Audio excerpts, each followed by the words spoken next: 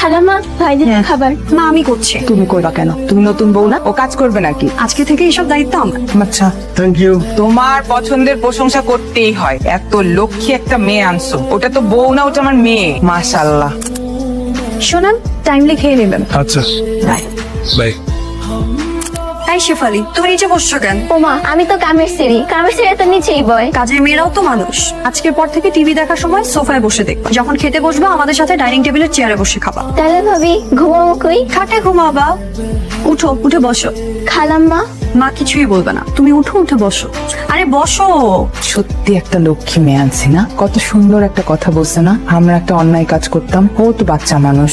আমরা তো মানুষ, মানুষের মর্যাদাটা আমরা ঠিক মতো কখনোই দিই নাই। যাক, মেয়েটা এসে আমাদের চোখটা খুলে দিচ্ছে। বাবা আমি বুঝতে পারবে কোথায় যাচ্ছে বৌমা? বাবা ওর লাঞ্চ বক্স দেখে যাচ্ছিলাম। রাফসান তো চলে গেল। ও লাঞ্চ বক্স না নিয়ে চলে গেল। দুপুরে কি খাবে?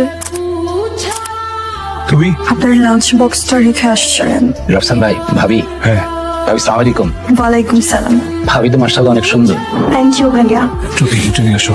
খাবার ঠান্ডা হওয়ার আগে খেয়ে নিন। তোমাকে কে বলছে খাবার নিয়ে আসতে? অফিসে তোমাকে কে বলছে? আমি বলছিলাম খাবার নিয়ে আসতে। কিন্তু খাবার নিয়ে আসেন। নিয়ে আসিনি তো, কি আমি ইচ্ছে করে নিয়ে আসিনি নাকি? তো আনতে বলছি আমি। আপনি তাহলে কোথায় খাবো? আমার যেখানে ইচ্ছা আমি সেখানে খাবো। এর আগে আমি খাইনি। এখানে রেস্টুরেন্টের হাউসে কোনো তো বলছি খাবার আনতে। দুদিন 2 দিন হচ্ছে আসছো, তোমার খাবার না চলে আসতে হবে। ফার্দার কোনদিন অফিসে আসবে না, যাও।